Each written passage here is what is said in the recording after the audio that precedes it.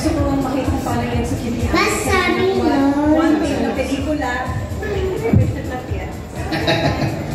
May co-host ako. Ako na lang sa classroom. Oh, di ba? Very supportive kahit yung pamangkin po ng ating director Yes, Latino.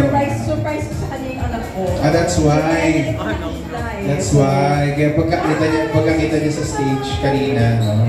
Natuwan-tuwa po si Direk Alex. Ate, what are you expecting sa ating pelikula ngayong gabi?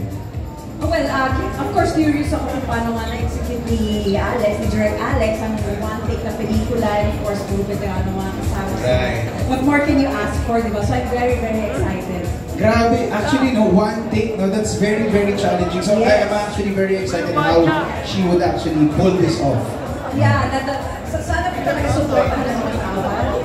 Makita din na kung paano, mali mo, it will be a start. Correct. Mga future films, ganun na. Correct. Diba? Ganun yung magiging atake niya.